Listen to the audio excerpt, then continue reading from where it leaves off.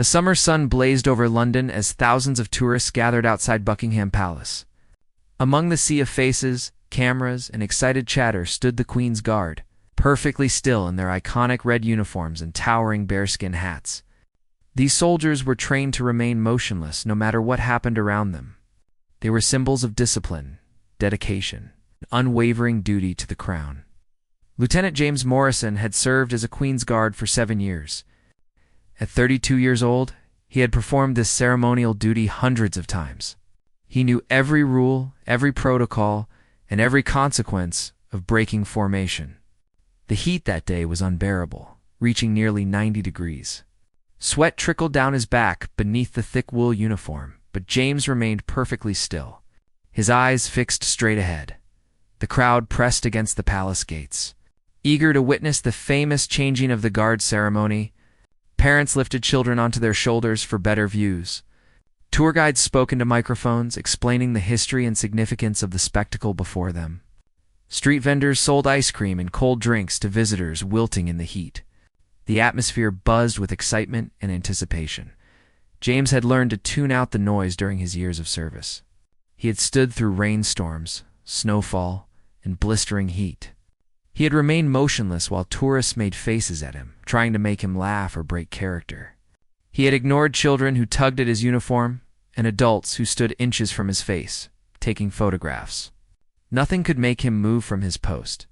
But on this particular afternoon, something caught his attention from the corner of his eye. A small figure in the crowd stumbled. James had been trained to keep his eyes forward, but years of military service had sharpened his peripheral vision. He noticed a young boy, perhaps 5 or 6 years old, swaying unsteadily near the front of the crowd. The child wore a bright blue shirt and looked pale despite the summer heat. His mother stood beside him, focused on her camera, trying to capture the perfect shot of the guards. She was completely unaware of her son's condition. The boy's father was several feet away, helping their older daughter navigate through the crowd. James felt a knot form in his stomach. He recognized the signs immediately. The child was about to collapse.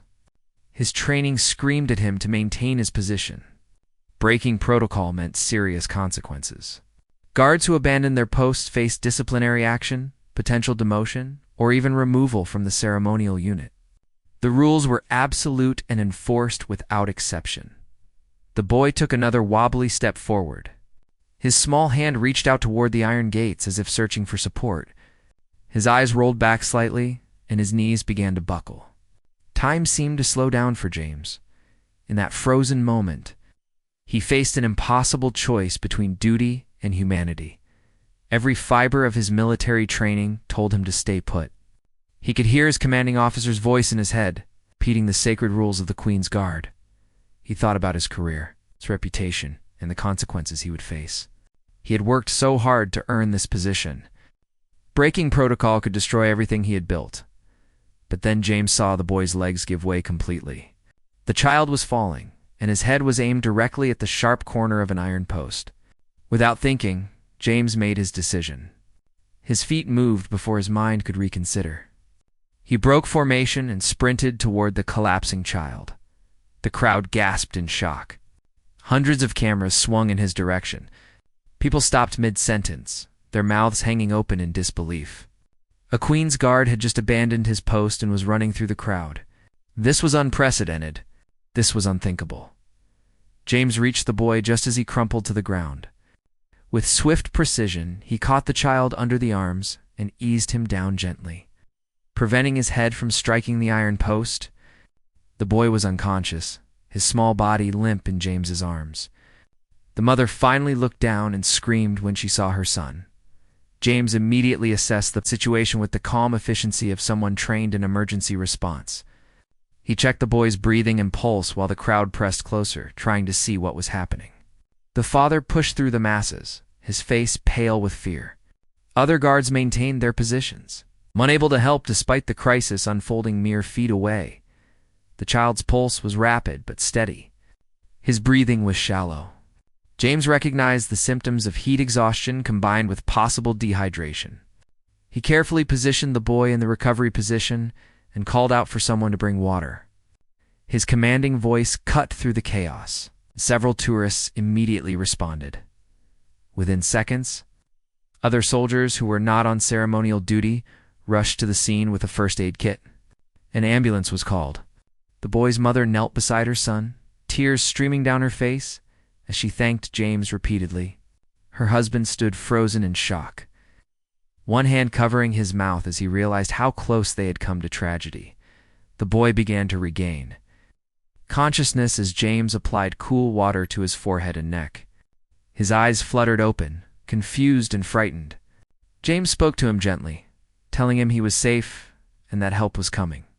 The child's color began to return slowly, and his breathing steadied. But even as James comforted the boy and coordinated with the arriving medical personnel, he knew what awaited him. His commanding officer stood at the edge of the crowd, his face unreadable, but his posture rigid with displeasure. Other guards had witnessed everything. The incident had been captured on dozens of cameras and would likely spread. Across social media within minutes, James had broken one of the most sacred rules of the Queen's Guard he had abandoned. His post during a ceremonial duty? The consequences would be severe, and there was no going back from what he had done. As the paramedics took over care of the child, James stood and straightened his uniform, preparing to face whatever punishment awaited him. The ambulance arrived within minutes, its sirens cutting through the summer air. Paramedics rushed to the young boy, now sitting up and drinking water, though still looking dazed and confused. His mother clutched his hand tightly, refusing to let go, even as the medical team performed their assessment. The crowd had grown larger, people standing on tiptoes and holding phones high above their heads to capture every moment. James stood to the side, his tall bearskin hat making him easy to spot among the civilians. His heart pounded in his chest, but his face remained calm and composed. Years of military training had taught him to mask his emotions, even in the most difficult situations. He watched as the paramedics carefully examined the boy, checking his vital signs and asking questions about any medical conditions. His commanding officer, Major Richard Bennett, approached with measured steps. The major was a stern man in his 50s with a reputation for strict discipline and unwavering adherence to protocol. He had served in the British Army for over 30 years and had little tolerance for rule-breaking, regardless of the circumstances. His jaw was set tight, and his eyes held a mixture of disappointment and barely controlled anger. The two men stood facing each other as tourists, continued to snap photos and record videos. Major Bennett spoke in a low voice that only James could hear. He demanded an immediate explanation for abandoning his post during active ceremonial duty. His words were sharp and clipped, each one emphasizing the severity of the breach in protocol. James explained what he had witnessed, describing the boy's collapse and the imminent danger to his life. He spoke clearly and without excuses, acknowledging that he had broken the rules, but maintaining that he had made the only choice his conscience would allow. He did not beg for leniency or try to minimize his actions. He simply stated the facts and accepted responsibility. Major Bennett listened without interruption, his expression unchanging. When James finished speaking, the major informed him that he was relieved of duty, effective immediately. He was ordered to return to barracks and await a formal disciplinary hearing. The words hit James like physical blows, but he nodded his understanding and saluted smartly before turning to leave. As James walked away from the palace gates, the boy's mother rushed after him. She grabbed his arm, tears still flowing down her cheeks, and thanked him profusely for saving her son's life. Her husband joined her, shaking James's hand vigorously and calling him a hero. The boy himself, now wrapped in a blanket despite the heat, looked up at the tall soldier with wide, grateful eyes. James smiled gently at the family and assured them that any soldier would have done the same. He ruffled the boy's hair affectionately before continuing his walk back to the barracks. Behind him, he could hear the crowd erupting in applause and cheers. Some people called out their support, shouting that he had done the right thing, but their praise felt hollow against the weight of what he had lost. Back at the barracks, James removed his ceremonial uniform for what might be the last time. He folded it carefully, running his hands over the red fabric that had become like a second skin to him over the years. The bearskin hat sat on his bunk, a symbol of the honor and tradition he had been so proud to represent. Everything he had worked for seemed to be slipping away, Other soldiers in his unit were divided in their reactions. Some approached him with quiet words of support, saying they would have done the same thing. Others avoided eye contact, uncomfortable with the situation and unsure how to respond. A few openly criticized his decision, arguing that rules existed for good reasons and that breaking them set a dangerous precedent. James spent the evening alone in his quarters, reflecting on the day's events. He replayed the moment over and over in his mind, wondering if there had been another option he had not seen. Could he have called out without leaving his post? Would someone else have reached the boy in time? But every time he closed his eyes, he saw that small body falling toward the iron post and knew he would make the same choice again. That night, the incident exploded across social media. Videos of James sprinting to catch the falling child went viral within hours. News outlets picked up the story, running headlines about the guard who broke protocol to save a life. Television programs debated whether he was a hero or a rule breaker. Internet forums filled with thousands of comments arguing both sides. Public opinion was overwhelmingly in James's favor. People praised his quick thinking and selfless action. Parents around the world expressed gratitude that someone had prioritized a child's safety over arbitrary rules. Hashtags supporting James trended on multiple platforms. Petitions demanding his reinstatement collected hundreds of thousands of signatures within the first day, but not everyone supported him. Military experts and former guards appeared on news programs to explain the importance of ceremonial discipline. They argued that allowing guards to break formation for any reason, no matter how sympathetic, would undermine the entire tradition and purpose of the Queen's Guard. Some insisted that other measures should have been taken and that James's actions, while well-intentioned, were inappropriate. The Ministry of Defense found itself under intense pressure from all sides. The public demanded that James be commended rather than punished. Media organizations requested statements and interviews. Members of Parliament received letters from constituents expressing their views. The story had taken on a life of its own, far beyond what anyone could have anticipated. Meanwhile, the boy's family gave interviews to several news outlets. They described watching the security footage that showed just how close their son had come to serious injury or death. Medical experts confirmed that the child could have suffered severe head trauma if James had not intervened. The family publicly called for James to be recognized as a hero and stated their intention to write letters supporting him too. Military leadership. James remained silent throughout the media frenzy. He declined all interview requests and refused to comment on the situation. He believed that speaking publicly would only complicate matters. It might be seen as an attempt to influence the disciplinary process. Instead, he waited quietly for his hearing, spending his days in reflection and preparation for whatever judgment would come. His family was devastated by the news. His parents, both retired teachers, could not understand how saving a child's life could result in punishment. His younger sister started her own social media campaign in his defense, though he asked her to stop. He did not want this to become a circus or to put additional pressure on his superiors. He wanted the decision to be made based on military law and tradition, not public opinion. The formal disciplinary hearing was scheduled for 1 week after the incident.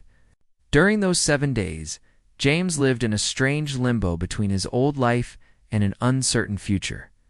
He was not allowed to participate in any ceremonial duties, but he remained confined to the barracks awaiting the tribunal's decision. The waiting was perhaps the hardest part, harder even than the moment he had made his fateful choice. Each morning, James woke at dawn out of habit, even though he had nowhere to be.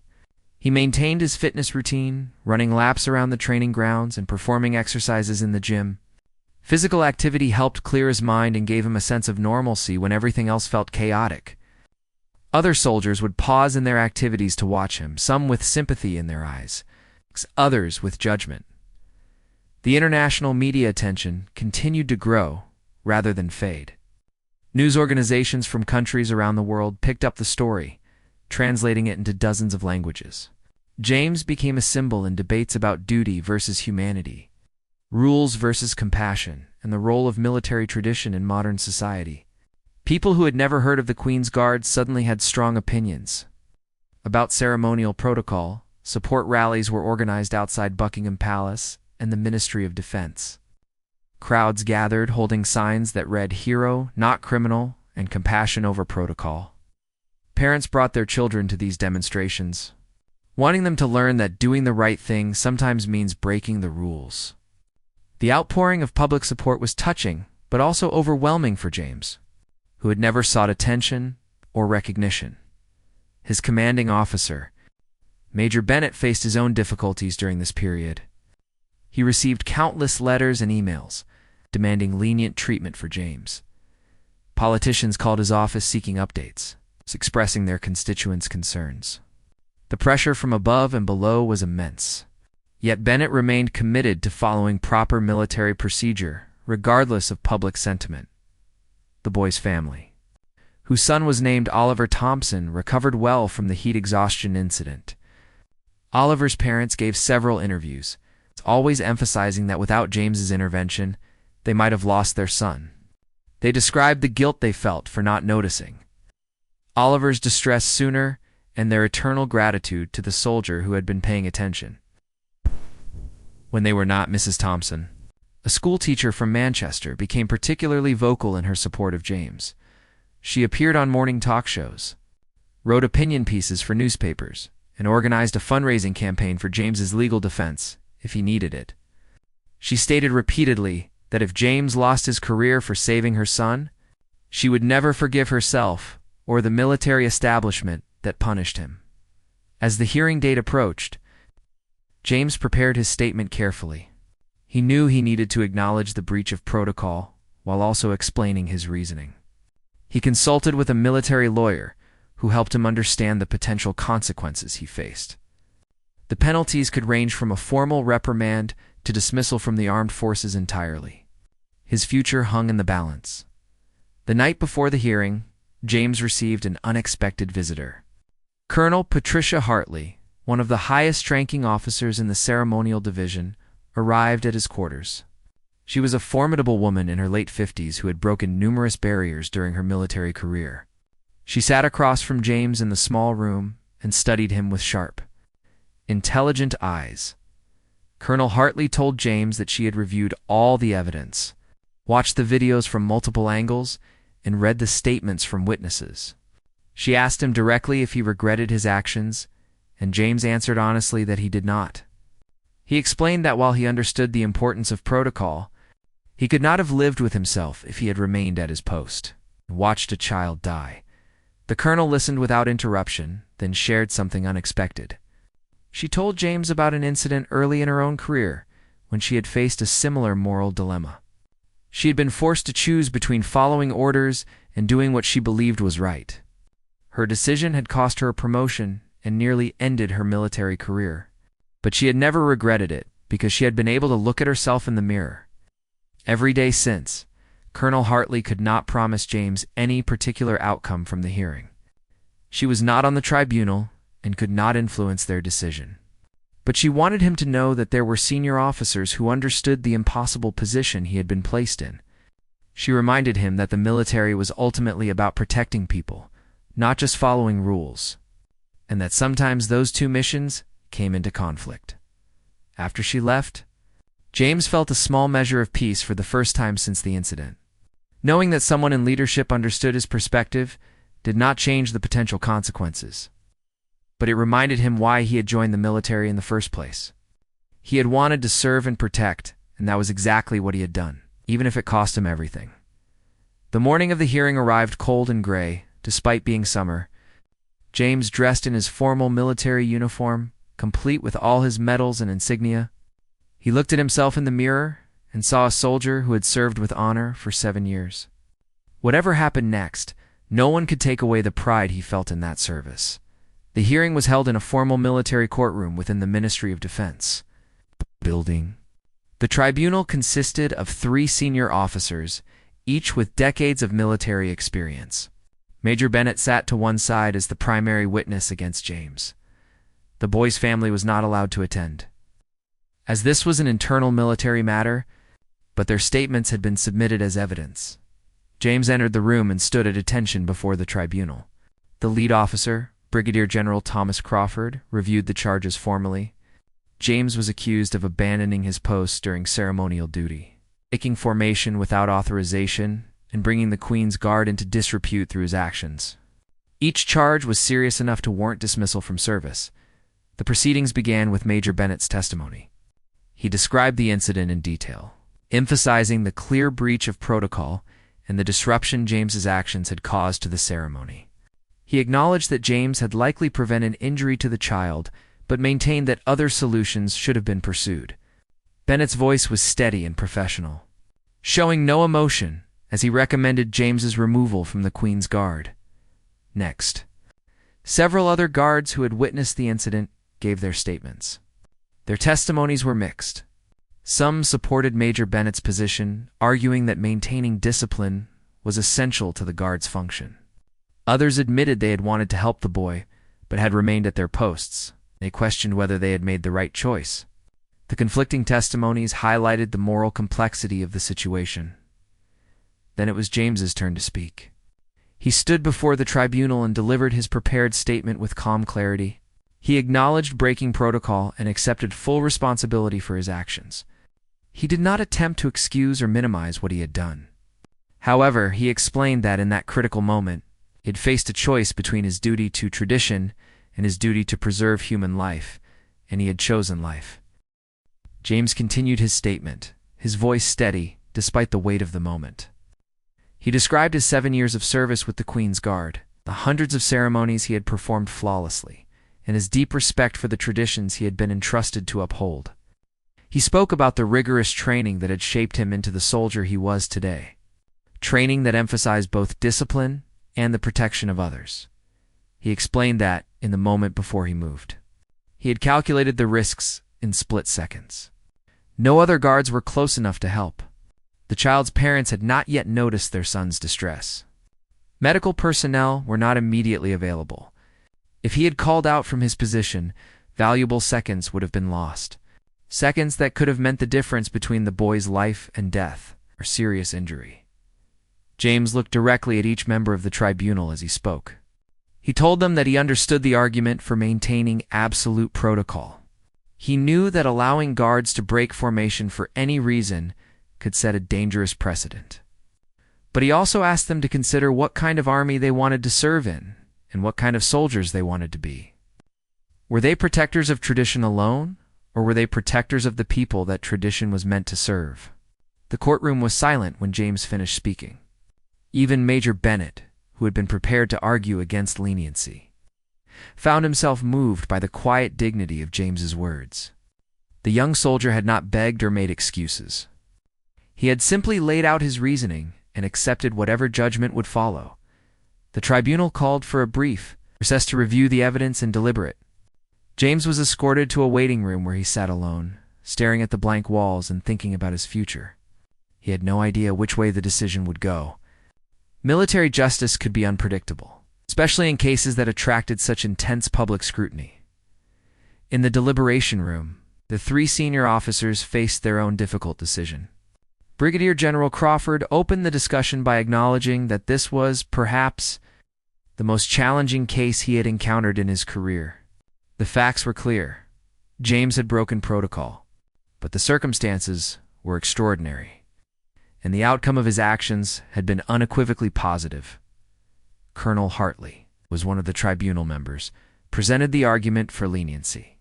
She emphasized that the military's ultimate purpose was to protect and serve.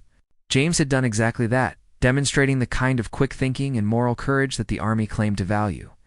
Punishing him severely would send a message that rules mattered more than lives, which could damage morale and public trust. The third member, Major General Robert Sterling, argued from a different perspective. He worried about the precedent this case would set. If they showed leniency, would other guards feel empowered to leave their posts whenever they deemed it necessary? How could they maintain the discipline and reliability that made the Queen's Guard such a respected institution? The ceremonial duties served important diplomatic and cultural functions that required absolute adherence to protocol. The discussion continued for over an hour. They examined the case from every angle, considering military law, precedent, public perception. and the broader implications of their decision. They reviewed video footage frame by frame, confirming that James's intervention had indeed prevented what would likely have been a serious head injury to the child. Finally, they reached a decision. The officers filed back into the courtroom, their faces revealing nothing of their deliberations. James stood at attention as Brigadier General Crawford prepared to deliver the tribunal's judgment. The room was packed with observers, military personnel, and a limited number of media representatives who had been granted access. The general began by stating that the tribunal had given careful consideration to all aspects of the case. He acknowledged the unprecedented nature of the situation and the difficult position Lieutenant Morrison had found himself in. Then he addressed James directly. Looking him in the eye as he spoke, the tribunal found James guilty of abandoning his post and breaking ceremonial protocol. The words hit James like a physical blow, even though he had expected them. But then the general continued, explaining that the tribunal also recognized exceptional circumstances that had influenced their sentencing decision, rather than dismissal from service. James would receive a formal reprimand that would remain on his permanent record. He would be temporarily suspended from ceremonial duties for a period of 3 months, during which time he would be reassigned to training and administrative responsibilities. After this period, his performance would be reviewed. No, a decision would be made about whether he could return to the Queen's Guard. The general went on to say something unexpected. While James's breach of protocol could not be ignored, his actions had exemplified the courage and quick thinking that the British Army sought to develop in all its soldiers. The tribunal wanted to acknowledge both the rule violation and the life-saving outcome, balancing justice with recognition of extraordinary circumstances. Furthermore, the general announced that James would be commended for his bravery and awarded a certificate of merit for his actions in preventing serious harm to a civilian. This commendation would also become part of his permanent record, sitting alongside the reprimand. It was an unusual compromise, one that reflected the complex nature of the case. James remained standing at attention, processing the mixed verdict. He had not been dismissed, which meant his military career could continue. But the reprimand would follow him, potentially affecting future promotions and assignments. The 3-month suspension meant uncertainty about whether he would ever wear the ceremonial uniform again. The tribunal was dismissed, and James was allowed to leave. As he exited the courtroom, he found Colonel Hartley waiting in the hallway. She did not say much, simply nodding at him with what might have been approval in her eyes. It was the closest thing to encouragement he had received from senior leadership since the incident. Outside the Ministry of Defense building, a crowd had gathered waiting for news of the verdict. When James emerged, people began cheering and applauding. Reporters rushed forward with microphones and cameras, shouting questions that James did not answer. He kept his head high and walked steadily through the crowd, maintaining the composure expected of a soldier. The boy's family was among those waiting. Mrs. Thompson pushed through the crowd, with Oliver holding her hand. The boy looked much healthier now. His color returned and his energy restored. When they reached James, Mrs. Thompson hugged him tightly, crying with relief that he had not lost his career. Oliver looked up at James and said a simple thank you in a small voice that somehow carried more weight than all the media coverage combined. That evening, James returned to his quarters feeling emotionally exhausted, but strangely at peace. The outcome had been better than he feared, but not as clear-cut as he might have hoped. He called his parents to tell them the news. He could hear the relief in their voices, even as they expressed frustration with the reprimand. The weeks following the tribunal's decision brought unexpected changes to James's life. His 3-month suspension from ceremonial duties began immediately. He was reassigned to a training facility where new recruits learned the basics of military protocol and discipline. It was a significant shift from the prestige of serving at Buckingham Palace. But James approached the assignment with the same dedication he brought to everything. Working with young recruits gave James a new perspective on military service. These soldiers, fresh from civilian life, were eager and nervous, trying to absorb years of tradition and discipline in a few short months. James found himself enjoying the teaching role more than he had anticipated. He could share his knowledge and experience while helping shape the next generation of guards. The story of what he had done followed him, of course. New recruits would whisper about the famous incident when they thought he could not hear. Some looked at him with admiration, others with curiosity, and a few with skepticism. James never brought up the incident himself, but when directly asked about it during training sessions, he used it as a teaching opportunity about the importance of quick thinking and moral courage. During this time, James also had to cope with the ongoing media attention. While the initial frenzy had died down, feature articles and interviews about the incident continued to appear. Documentary filmmakers approached him asking to tell his story. Authors wanted to include him in books about modern heroes. He declined almost all these requests, uncomfortable with being portrayed as someone special for doing what he believed anyone should have done. However, he did agree to one interview with a military history magazine. He felt it was important to set the record straight about certain aspects of the story that had been exaggerated or misreported. In the interview, he emphasized that he was not a hero, just a soldier who had made a split-second decision. He also used the platform to defend the importance of military discipline and tradition, even while acknowledging that rules sometimes needed to be balanced against human considerations. The Thompson family stayed in touch with James throughout his suspension. Mrs. Thompson sent him regular updates about Oliver, including photos of the boy playing football and doing well in school. Oliver himself drew pictures for James, colorful crayon drawings showing a tall soldier catching a falling boy. These simple artworks, pinned to the wall of James's small room, meant more to him than any medal or commendation. In his new role, James developed training protocols that emphasized situational awareness and ethical decision-making. Alongside traditional drill and ceremony, he wanted future guards to be prepared not just to stand perfectly still, but to think critically about their responsibilities. As commanding officer at the training facility, a pragmatic woman named Captain Reynolds supported these initiatives and even helped James formalize them into the curriculum. As the 3-month suspension period drew to a close, James faced another evaluation that would determine his future. A review board would assess his performance during the suspension, consider the circumstances of the original incident, and decide whether he could return to ceremonial duties or if he should be permanently reassigned to other military roles. The uncertainty weighed on James. While he had found fulfillment in training recruits, part of him deeply missed the honor and tradition of serving as a Queen's Guard. The ceremonies, the connection to history, the sense of being part of something larger than himself, these aspects of the role had given meaning to his military service. But he also understood that his actions had consequences, and he was prepared to accept whatever the review board decided. During the final week of his suspension, something unexpected happened. A letter arrived from Buckingham Palace, not from military command, but from the royal household itself. James opened it with trembling hands, unsure what to expect. The letter, written on official palace stationery, informed him that Her Majesty's private secretary had taken note of the incident and its resolution. The letter did not comment directly on the disciplinary action or tribunal decision, as those were military matters outside the palace's jurisdiction. However, it expressed appreciation for James's service and his dedication to protecting others. The careful wording acknowledged his actions without explicitly endorsing or criticizing the breach of protocol. It was a diplomatic message that somehow managed to convey warmth and recognition within formal constraints. James read the letter several times, touched by this gesture from the very institution he had sworn to serve. He understood the delicate position the royal household was in, unable to appear to interfere with military discipline while also recognizing genuine courage.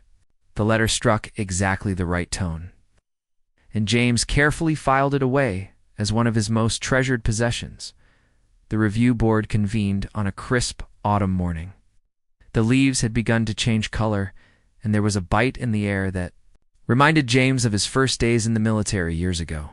He dressed in his uniform with care, making sure every detail was perfect. Whatever happened today, he wanted to show that he remained a disciplined and professional soldier. The board consisted of different officers than the original tribunal, which James found encouraging. He hoped they would evaluate him based on his 3-month performance rather than predetermined opinions about the incident. His commanding officer from the training facility, Captain Reynolds, had submitted a glowing report about his work with recruits and his development of new training protocols. James entered the review room and stood before the board. They questioned him extensively about his time in training, his thoughts on military discipline, and his understanding of the balance between rules and circumstances. He answered thoughtfully, drawing on his recent experiences to explain how he had grown from the incident and what he had learned about leadership and responsibility. One board member asked him the direct question that everyone wanted answered. If faced with the same situation again, would he make the same choice? James took a moment before responding, said that he hoped the military would develop better protocols for emergency situations during ceremonies so that guards would not face such impossible choices. But if everything remained the same and another child's life hung in the balance, yes, he would make the same choice again.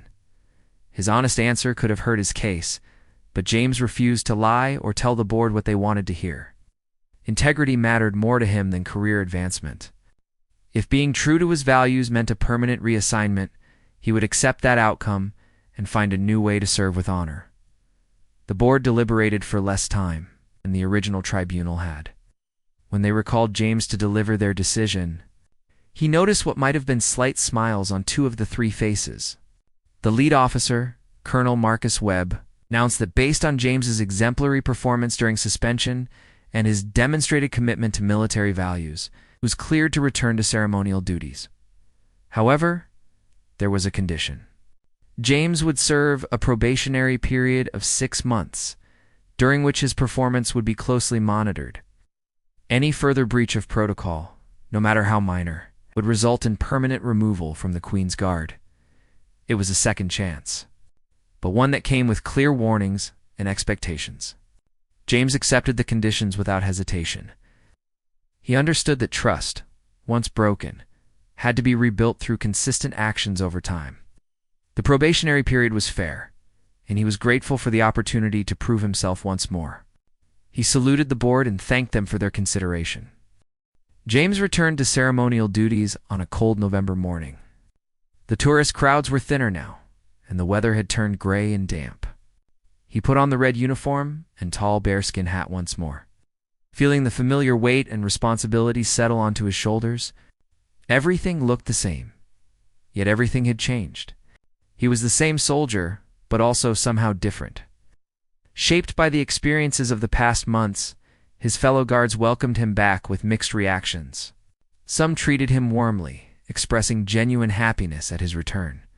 Others maintained a cool distance, either uncomfortable with what had happened or resentful that he had been given a second chance. James understood and accepted both responses. He focused on performing his duties flawlessly, knowing that every moment of his probationary period would be scrutinized. Standing at his post outside, Buckingham Palace again felt surreal.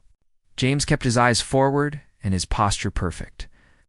But his mind occasionally wandered to that summer day when everything had changed. He thought about Oliver Thompson and wondered how the boy was doing. He thought about the impossible choice he had faced and realized he no longer regretted it.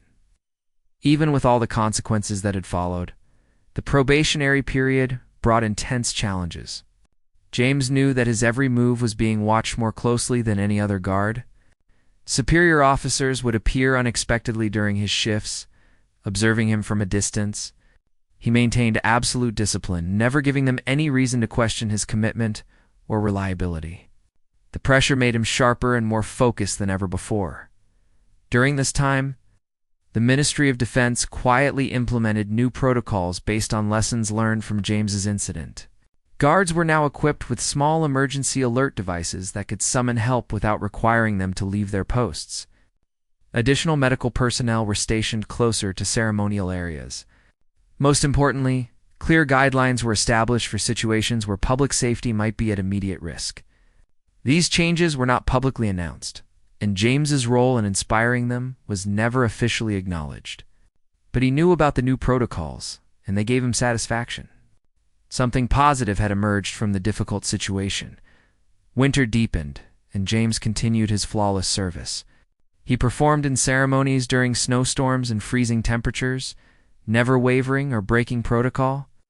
His commanding officers began to notice not just his discipline, but the subtle ways he had matured. He showed greater awareness of his surroundings, better judgment in assessing situations, and a deeper understanding of what it meant to serve with both honor and humanity. As Christmas approached, James received a surprising invitation. The Thompson family wanted him to join them for Christmas dinner. They had moved back to Manchester after their London vacation, but they traveled to the city specifically to extend this invitation in person.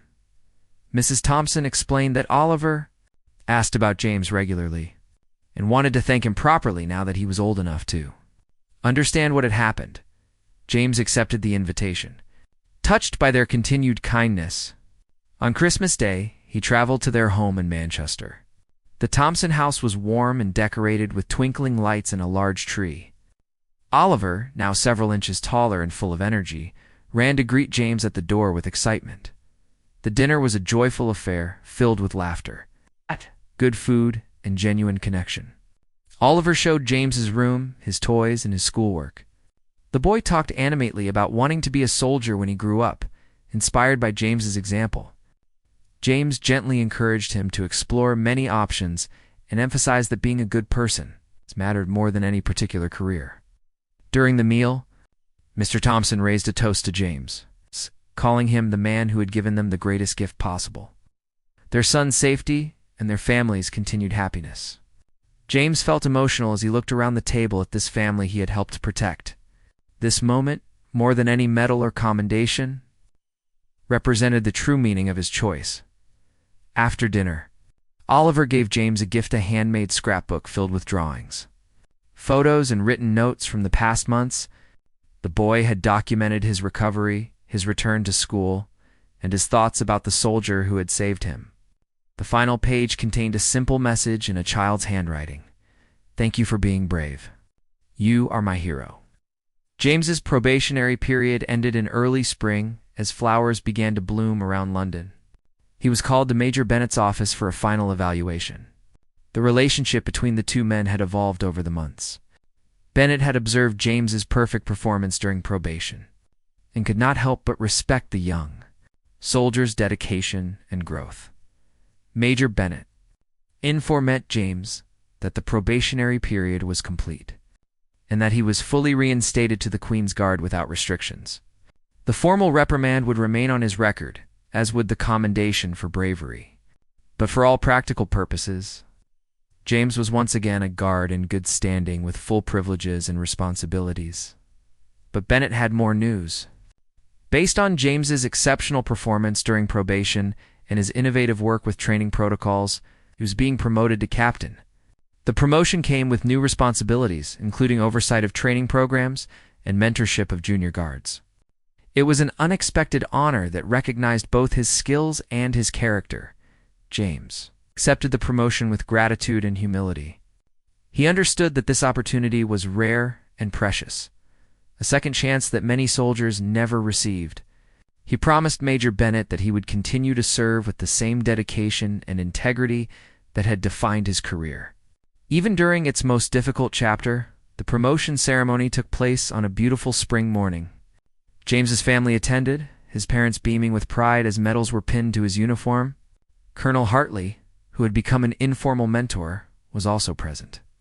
Even some of the recruits he had trained made the journey to witness his recognition.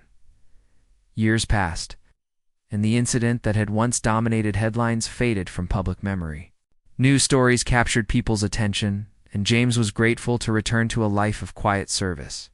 He advanced in rank, earned additional commendations, and became known as an excellent officer who balanced tradition with practical wisdom. Oliver Thompson grew up, and the two maintained occasional contact over the years. When Oliver turned 18, he surprised everyone by enlisting in the military himself. He specifically requested assignment to training under Captain Morrison. Wanting to learn from the man who had saved his life and shaped his values, on Oliver's first day of training, James stood before a group of new recruits that included the boy now, a young man he had caught 12 years earlier. He did not acknowledge their special connection in front of the others, treating Oliver like any other recruit. But after the session, they spoke privately, and James saw in Oliver's eyes the same determination and sense of purpose that had driven his own. military service. James continued to serve for many more years. Eventually rising to the rank of major, he became known throughout the military for his leadership, his integrity, and his ability to make difficult decisions. The story of his choice that summer day was sometimes told to new officers as an example of moral courage. When he finally retired from active service after 25 years in the military, James looked back on his career with satisfaction. The incident that had nearly ended everything had instead become the defining moment that shaped his path forward. He had learned that true honor sometimes required breaking rules, that courage meant accepting consequences, and that one decision made in a split second could ripple through an entire lifetime. At his retirement ceremony, now Colonel Bennett spoke about James's distinguished career. He mentioned that fateful day indirectly, referring to a moment when a young lieutenant had shown that the best soldiers are those who understand that rules serve people, not the other way around. Oliver Thompson, now a decorated soldier himself, attended the ceremony in full dress uniform. When he approached James afterward, no words were necessary. The two men, whose lives had become forever connected by one brave choice, embraced as the friends and fellow soldiers they had become. James left military service with his head high, his record distinguished, and his conscience clear. He had saved a life, faced the consequences with dignity, and built a career defined by service and integrity. The choice that could have destroyed everything had instead taught him the most important lesson of all, that doing the right thing, even at great personal cost, was always worth it in the end.